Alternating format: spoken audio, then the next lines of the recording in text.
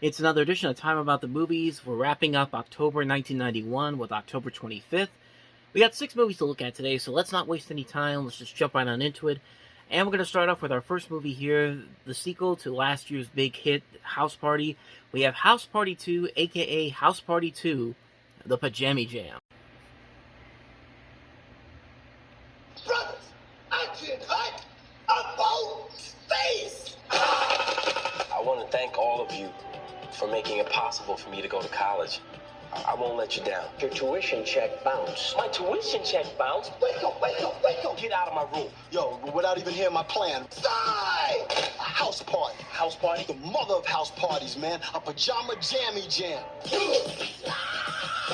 All proceeds going to the Christopher Robinson Scholarship Fund. Give it up, Black. What's going on, man? Name's Jamal. Do me a favor. What? Talk white. Love the rap. Everybody know about this part but the 3 of you. I know, Grandma. What up with that? Oh, baby. Baby! I want to move. What up with that? You look good. Kid and Play, Full Force, Tisha Campbell, Iman, Queen Latifah, and Martin Lawrence. It's the slamminest party ever. House Party 2. Yeah, kind of like with Teenage Mutant Ninja Turtles 2, this was kind of rushed out of theaters after the success of the original House Party. Except while Teenage Mutant Ninja Turtles 2 was a fun, nostalgic, guilty pleasure of a sequel, this one really is a pretty mediocre sequel. I mean, it's a pretty lame sequel, mostly because the Hudlins are not back here. Reginald Hudlin's not involved in this, unfortunately. They brought in new writers, new directors, and they just kind of rushed this one out. They just basically said, we're just going to do the same thing we did with the first movie, except we're going to have these kids we're going to have these kids playing college now, and not as high school students. And it's just like, I mean, it's still pretty much the same movie, and if you don't have the same people involved that made the first movie so good, even though you have the same people acting wise, like Kid and Play are still here, Martin Lawrence is still here. They add in Queen Latifah, not Martin Lawrence, Tisha Campbell's in here. Whoopi Goldberg has a cameo in here as a professor. Full Force is in here. But really, when you look at the movie as a whole, it's definitely a retread of the first movie. It's not as good as the first movie, and very rarely did I laugh at this movie. There were a couple of moments that were just like, okay, that was pretty good, but yeah, for the most part, this movie is pretty much a lackluster sequel, but I mean, at least it's better than some of the other sequels that came after this, because there was another movie that, there was a third film in 94, and then there was a direct-to-video fourth film, but at least this one had some moments in there that were kind of decent, so I guess I'll give it that. So that's House Party 2 for you. Let's go ahead and move on to the next movie, and that is John Hughes' Curly Sue. Look out, America. The world's smallest con artist is in town. Why don't you pick on someone your own size, you big ugly chump? She's got a killer smile. Crack me right on the top of the head, all right? You're gonna cry. A knockout swing. And a partner. Okay. In crime. We don't steal. But we cheat. We don't break any laws. Well, some of us we do. Not the good ones. They know a good scam. When they pull one. You killed my daddy! You're nuts! What possessed you to invite vagabonds into your home? Now, they're going from the poor house to the penthouse. This was the risk. From director John Hughes, creator of Home Alone, comes James Belushi in Curly Sue. You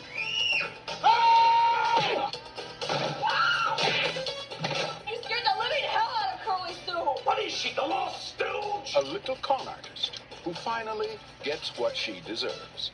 A family. You're a man. She's a woman. Love, love. Give us a kiss. Please, we're in public. May I? You what? Kiss your cheek. In a pig's eye. James Belushi, Kelly Lynch, and Allison Porter. Curly Sue. I feel like an idiot. Big laughs come in small packages.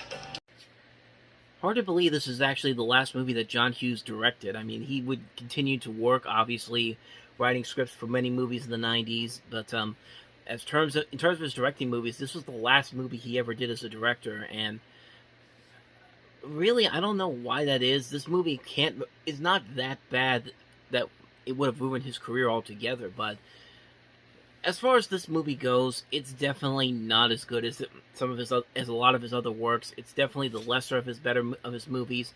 But like I said, it's not a bad movie. In fact, it's a very harmless movie. There is a lot of heart to this film. The young kid who plays the title character, Allison Porter, is very good here. Jim Belushi is very good here as well, as is Kelly Lynch. I just don't think the jokes really worked as well as I think they wanted it to, and I think they tried a little too hard to copy.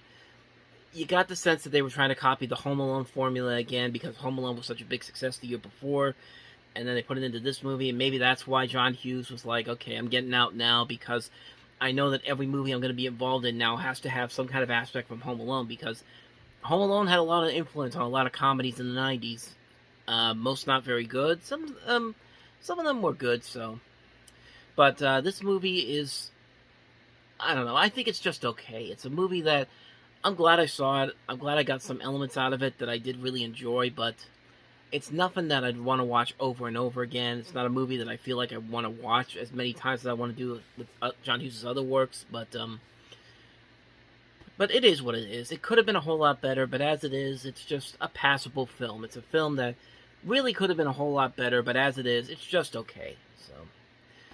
So that is Curly Sue. Let's go ahead and move on to the next movie here as I get it off of the page here, and that is Demi Moore and Jeff Daniels in the comedy The Butcher's Wife.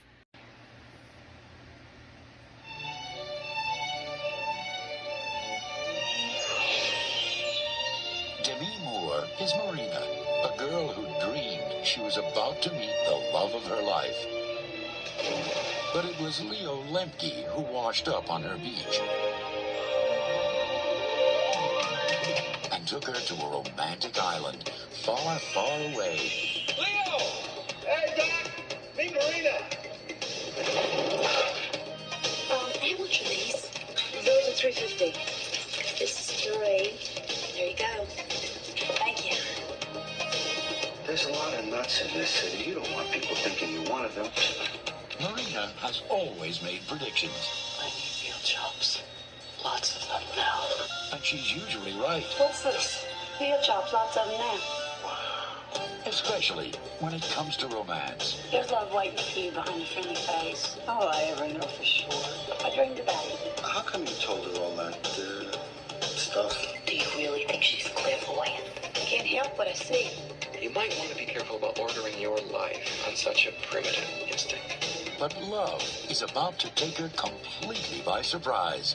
Because when it comes to the man of her dreams, she's off by half a block. Trimmer, I saw you in my dreams tonight. Oh, well, that's not uncommon. What was I doing? Smiling. She told me I was the man of her dreams. Maybe it's just not meant to be. I can't deny that I feel an attraction for you, but don't worry. Love is a leap that won't be denied. She's lonely toots. She's wonderful. She's incredible. I understand what you're doing. It's good. It makes it so much simpler. Demi Moore, Jeff Daniels, George Sunza, Mary Steenburgen, I've never met anyone quite like you. The Butcher's Wife. Well, you ought to get out more. Here's another movie that probably had more potential to it than what actually is shown on screen. The Butcher's Wife, which is a movie that Demi Moore herself has said long after the movie came out that she regretted making this film. She only did it to increase her fee after the success of Ghost. And sadly, it definitely shows in the movie here. I think it's trying way too hard to be kind of like The Splash for the 90s. But except with this time, instead of Demi Moore being a mermaid, she's a woman that comes from the skies, I guess. It's a weird movie. It's a very bizarre, weird movie that probably had a good idea to it. There was probably some good ideas, some good interesting pieces that could have been made for an interesting film. But it just doesn't show up on screen. And it's not that Demi Moore isn't trying; she's doing the best she can, and it's just that the plot gets so confusing. Like, you don't really know who's supposed to be what, and how the person that finds her the first time is so okay with her trying to get a relationship with Jeff Daniels' character. It's a weird movie. It's a movie that really I don't think they really had a good idea of what they wanted to do. They felt like this is a film that they wanted to just rush out there and hope for the best for it, but it just didn't work all the way through. And it's a shame too, because it's another movie where I could see a lot of potential with it. There's a lot of potential here. The people are trying, but it's just like the script just isn't that good. It's a movie that unfortunately fails to really get going, and it really does show in the final product itself. So yeah, that's The Butcher's Wife. Let's go ahead and move on to the next movie, and that is Chuck Norris starring in The Hitman. Beneath the surface, behind hidden corners, beyond the law, the city is a battlefield in a secret war. And the toughest, most ruthless, most dangerous killer on the street is on our side. I'm not afraid to die. Are you? You can do it without any anger. Allah protects us. This shouldn't hurt. That's what I like about you, Grogan. Not afraid to tell me what you think. Drop dead. You know, you're the luckiest son of a... Welcome to my world.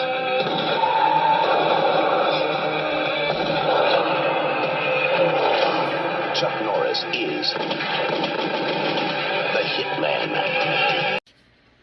Well, if you've definitely seen Chuck Norris's work before in film and the stuff he did afterwards, this is pretty much what you'd expect from a Chuck Norris movie.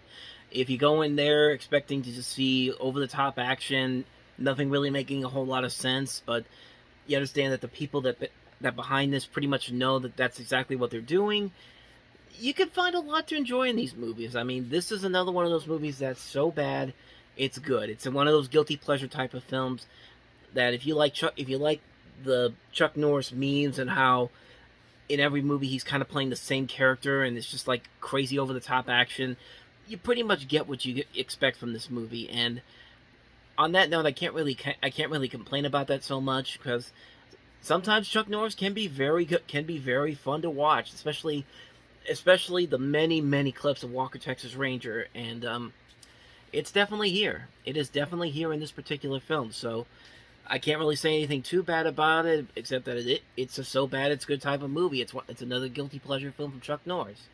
What else can you really say? So with that said, though, let's go ahead and move on to the next movie, and that is George A. Romero and Dario Argento's Two Evil Eyes.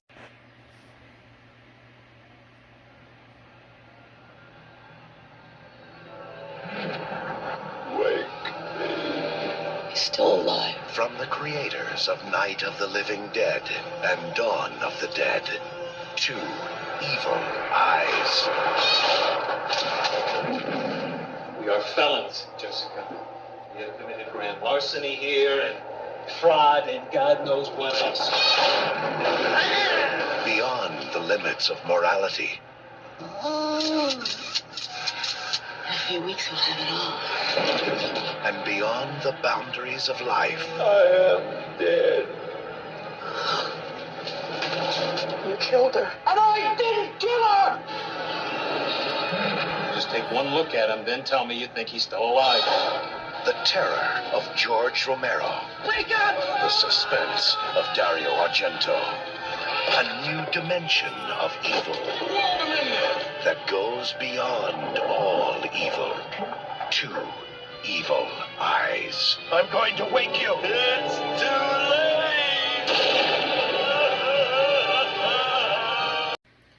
So Two Evil Eyes is essentially an anthology film. It's trying to be another Creep Show or Twilight Zone, the movie for a new generation. And you have two stories here. The Facts in the Case of Mr. Valdemar, with Adrienne Barbeau in it, as well as Tom Atkins, E.G. Marshall. And then you have The Black Cat, which is, by the way, The Facts in the Case of Mr. Valdemar is directed by George A. Romero, and The Black Cat is directed by Dario Argento. And that one, you have Harvey Keitel, you got John Amos, Sally Kirkland, Martin Balsam, Julie Benz. So there are some notable names in here, and it felt like they were trying to do kind of a new Tales of, something, like I said, something on the lines of Creepshow, or something like they did the year before with Tales from the Dark Side, the movie, which in fact Stephen King was actually considered to direct this one of the segments, as well as John Carpenter, but they unfortunately couldn't make it work out, and it was originally supposed to be 4 segments, but then it was dropped down to 2 segments. But I mean, for what you get from George A. Romero and Dario Argento, this is actually pretty much what you'd expect from them. It's a movie that, kind of like with the Chuck Norris movies, you go into them knowing what you're going in for, and there are some legitimately terrifying scenes in here. But yeah, for the most part, it's a good horror film. It's not a great horror film. It's not going to be something on the same level as say the original Creepshow or the Twilight Zone movie, but it is what it is. It works fine for what it is. So if you like George A. Romero's work, if you like Dario Argento's work, you're definitely going to find a lot to enjoy in Two Evil Eyes. So with that said, let's go ahead and move on to the last movie, and that is Mike Leigh's Life is Sweet.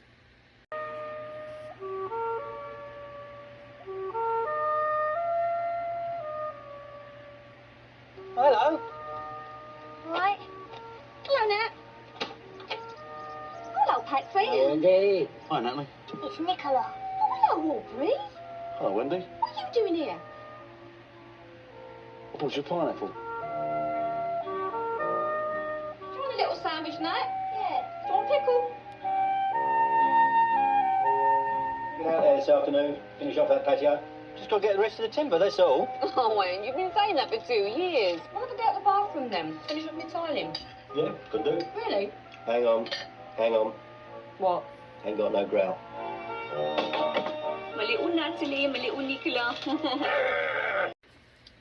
So Mike Leigh is, of course, the director who would later go on to do such films as Secrets and Lies, Topsy Turvy, All or Nothing, Vera Drake, Happy Go Lucky, Mr. Turner.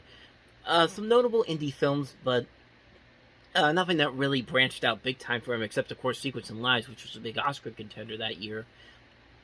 But if you've seen Mike Leigh's movies, again, this is something that you can definitely tell is a movie from him. It has that same similar style to him. If you've seen a lot of his movies, you're definitely getting it from here.